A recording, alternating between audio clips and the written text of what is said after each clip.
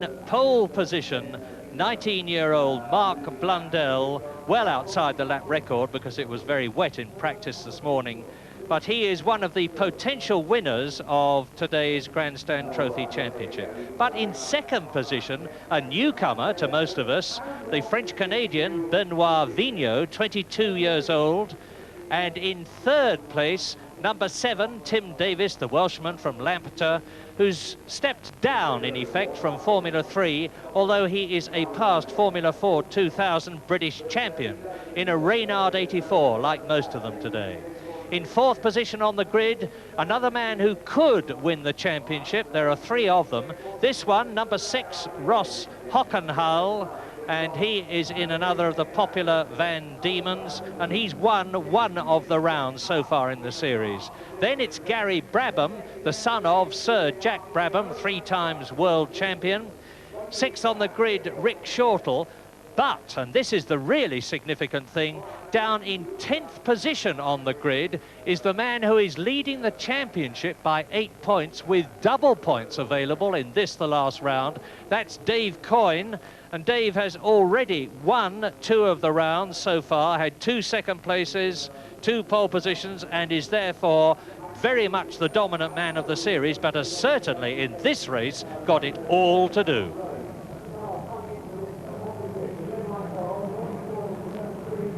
Vigneault creeping at the start, he gets away well, Blundell on the inside. Vigneault is in the advantageous position because it's better to be on the left than on the right on the grid at Brands Hatch, and it's Benoit Vigneault, the French-Canadian in the Reynard, who leads Mark Blundell, a potential championship winner. Ross Hockenhull in the yellow Van Diemen, the Andrews car, is in third position. They're streaming down Graham Hill into Graham Hill Bend. It's still 22-year-old Vigneault leading. Hockenhull is in third position. Gary Brabham is in 4th place. In 5th position it is Tim Davis. And the big question as we look at the leader going round clearways and into the top straight for the first time in this 20-lap race is, what is David Coyne, number 1, going to do? Because he's got to be up at the front if he's going to win the championship. 1 lap completed. Vigneault leads. Blundell second. Hockenhull in third position. There's oil around the track at Clearways, an excellent start, an excellent race under progress, but a car's blown up, it's going into the pits now. There's oil that these guys are going to meet in around the next 2 corners, but Vigneault, there he is, through the big battle for third place. Hockenhull push wide onto the grass and spinning. Yes, Ross Hockenhull, the potential winner, is off. The championship potential winner is off, has removed his nose cone, is right at the tail end of the field as he rejoins, so that's 1 removed as far as David Coyne is concerned. Off spins John Pratt. It's obviously a lot more slippy than you'd think, but at the end of the second lap, Vigneault leads, and there, number 31 off was Charles Smith in the Reynard, but it's still Vigneault leading up Halewood Hill to the tight right-hander at the top. Mark Blundell in second position. Now, in fact, Blundell, if he's intelligent, and he is, has only got to watch his pit signals now and pace himself home, because on 6 points, which he's on at the present moment, 12 points, because it's double for this championship. There is the man who is very much in a strong position to win the championship at the moment, and we're looking for Dave Coyne to see where number 1 is as across the line. 3 laps completed. Vigneault, then Blundell. Gary Brabham is up into 3rd place. Tim Davis is 4th, but in 5th position, and this is really interesting, is car number 8, Martin Donnelly. Look for number 8, Martin Donnelly. That is a unique car, and there he is. And Coyne is in 9th position. Dave Coyne, who started way down on the grid, is up to 9th position now and gaining. There he is. So there is Coyne, ahead of him Donnelly in the Swift. Now that car was made in America, Martin Donnelly's car, but that is the leader, Benoit Vigneault. Behind him in second place, Mark Blundell on 12 points. He's coming through now to complete 4 laps, and off there, yet another one going off, and it's Neil Cunningham going off. He was finished 6th in one of the rounds. He's got 1 point in the championship, and here is Vigneault. Vigneault, Blundell, number 2 Gary Brabham is 3rd, number 7 Tim Davis is 4th, number 8 Donnelly is 5th, and in 6th position now, and in the points, the championship leader, Dave Coyne. This is a terrific performance by Benoit Vigneault. He's only in his 2nd year of racing. He's the Quebec champion of Formula 4 2000. And see how Dave Coyne, number 1, is pushing Donnelly, last year's championship leader, over the line. It's still Vigneault leading, Blundell still 2nd, Brabham is still 3rd. There are the first 2. 4th is Davis, 5th is Donnelly, 6th is Coyne. Tremendous race out front by Vigneault, but there Coyne really working hard to move up the field. He's got problems with Donnelly. Donnelly doing a good job holding 5th place, but Coyne really needs to move up. He knows Blundell's ahead of him, and he's got to move up. We lost a few contenders, but the oil went down. There was spinning midfield and much drama, but at the moment it's Coyne working his way up. And out goes Gary Brabham. Gary Brabham has drawn almost to a standstill, and so that will help. There he is coming in, Gary Brabham. That is the son of Sir Jack Brabham, hence the Jack Brabham garage is on the side of his car, his sponsor. And another lap completed. Vigneault leads at the end of 6 laps with 14 to go. There's a big gap between Blundell, who is 2nd, and the 3rd place man, Tim Davis, the ex-Formula 4 2000 British champion. And Coyne is charging hard because he's up to 5th position now. For 5th place you get 2 points, but Coyne, to win the championship, has really got to get ahead of Mark Blundell, and since Blundell is in 2nd place, Coyne, number 1, is going to have to really work for it. At the present moment, Blundell is on 34 points and Coyne is on 34 points. That is interesting. Yes, so it's really, Coyne wants to move up 1, and if Coyne moves up 1, Blundell's going to move up 1. And certainly Blundell now looking at Vigneault much closer. He's looking for the weaknesses, looking for a way he can get by and get into the lead. It's very difficult to overtake in Formula 4 2000. They had a wet practice session this morning, so the settings of the car had probably been guessed a bit for this afternoon's race. Excellent conditions on the slick tyres.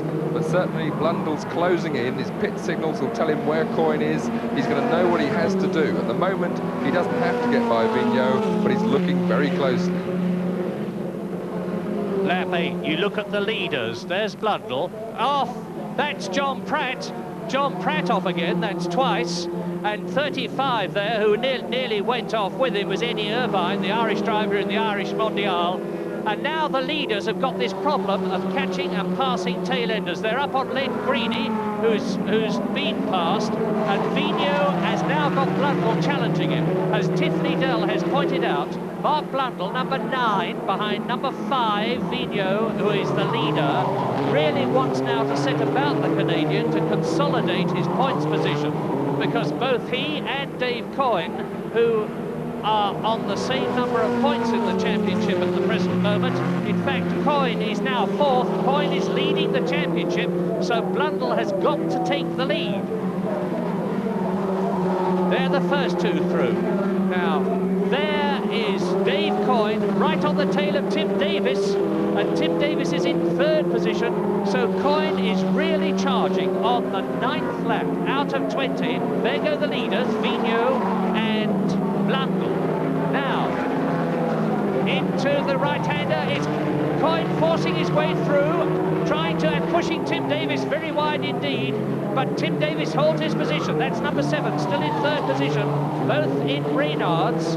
Coyne has driven a Van Diemen mostly, but he's back in a Reynard now. Well, certainly Tim Davis really held on to that 3rd place. He wanted it. Coyne was fully inside going into paddock, and Davis just held on round the outside up to Druids, and he's still got that 3rd place. So I think Coyne's realised he's got a job on his hands with Tim and the mood Tim's in today. And in the background, Donnelly now, because these two are all over each other, Donnelly's right back with them. So there we have 3rd, 4th and 5th right together. Yes, and watch Donnelly in the Swift, because there's a lot hanging on the results of this race. Frank Bradley, the man who runs the Swift organisation in this country, as Coyne tries again to go through, but Tim Davis is a very hard man, and now Donnelly is going to set about Coyne. Donnelly is taking advantage of the battle for 3rd position between Tim Davis, Coyne, the championship leader, and Donnelly. There he is in the Swift. And Donnelly is taking advantage of the battle between Coyne and Davis to get through. And you can see that Donnelly has almost lost, the right front aerofoil. He's made contact with something, tipped it up, and that will affect the aerodynamics. Now we are just over half distance. There go the leaders into paddock. Now coming towards us, the battle for third. And it's Davis still there in third position. Coyne is still fourth. Donnelly is still fifth. Just for the record, in sixth position, it's Rick Shortle. That's good. Shortle going very well indeed. He had a good Formula Ford Fest in the junior formula, and now he's showing well in 2000s. But this dice for third, fourth and fifth is pretty chaotic. Donnelly's obviously the disadvantage with that nose fin broken, which means he can only really get close when the two of them have a bit of a go. But Neil Blundell looking at the inside there at Clearways. He's been thinking about that move probably for a couple of laps, and now he's really much closer to Vigneault. Just coming up now, nearly half distance gone, and Vigneault in the lead. Yes, we're on lap 12 out of 20. Blundell has got to get ahead of Vigneault, the leader, if he is to win the championship. And Coyne now is in third position. Is he going to be able to hold it? There go the leaders into Druids Hill Bend, the hairpin at the top of Halewood Hill, down Graham Hill, into Graham Hill Bend, leading number 5, Benoit Vigneault, who has only... Oh, look at this fantastic battle between Coyne and Donnelly. Donnelly number 8 in the Swift, which is a mini Formula 1 car, steel tub and beautifully made. And Frank Bradley's laying 20 of them down in the hope of selling them for Formula 4 2000 next year. And the way that Donnelly is going, I shouldn't think Frank will have much trouble. But Tim Davis is pulling away now in third position, because as you can see, Coyne and Bradley and Donnelly are getting in each other's way and giving Davis the opportunity to get clear in third.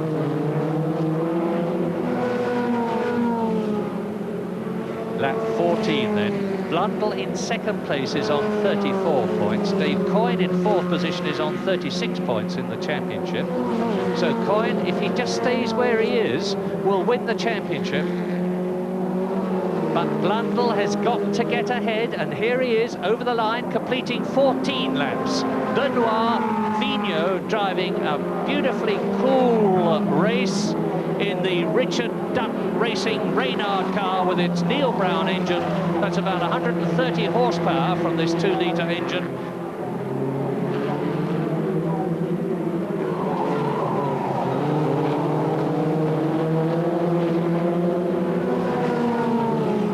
And so now on lap 15, which is the three-quarter distance lap, Coyne is losing, or rather Tim Davis is losing Coyne. Coyne has got a bit ahead of Martin Donnelly, so the championship at the moment looks like Dave Coyne, unless Blundell can do something now about Vigneault.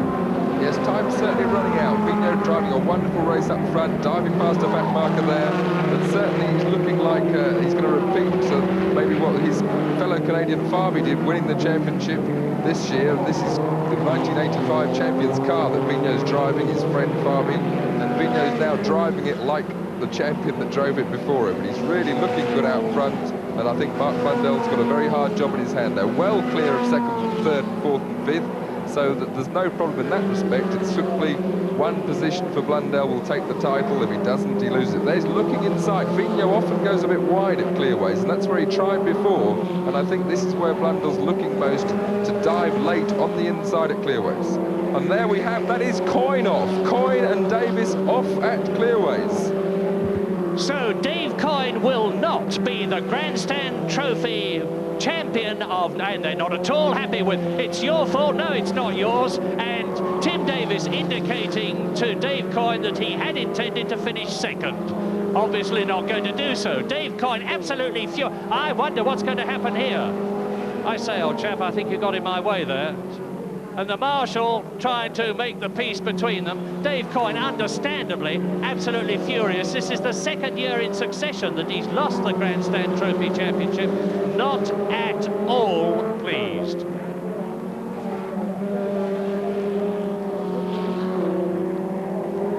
You can imagine the tension now, Dave Coyne. because he very much wanted to go up to Formula 3 next year on the crest of a wave by making it 3 wins in the championship to add to the 2 second places he already had.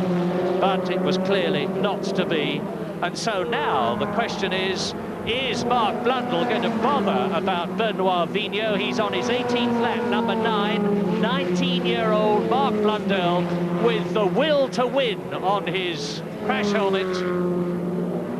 His racing dedicated to his late grandfather, who had so much to do with his success and to whom he meant so much.